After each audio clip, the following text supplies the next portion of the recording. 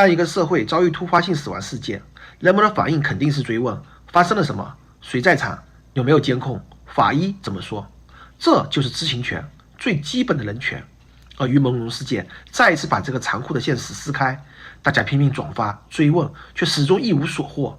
不是我们不够努力，而是因为在这里，无论舆情多么汹涌，你永远不可能推动司法机关，无法逼迫体制还民众真相。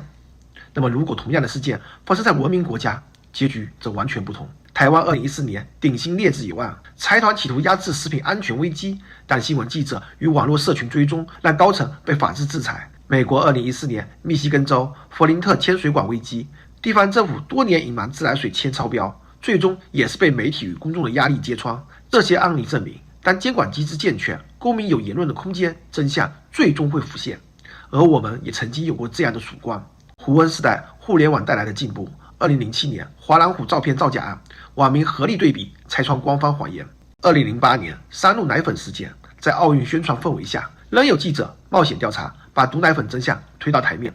2011年温州动车事故，更是舆论与微博逼迫官方回应，虽然草草收场，留下了不管你信不信，反正我是信了的经典名句。然而一切在2012年戛然而止。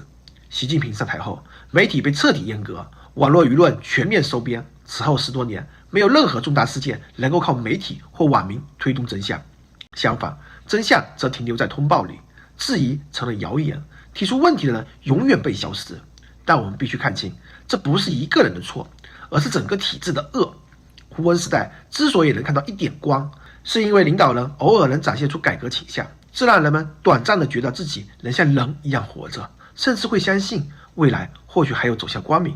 可是这一切从来不是人民的选择，习近平的上台不是因为人民投票，而是因为中共内部的权力运作。这就是体制的残酷，他的一切都像丢硬币，正面朝上也许有希望，反面朝上就只能陷入无边的黑暗。所以问题的根源根本不是领导人是谁，而是这个制度从来就没有给人民选择的权利。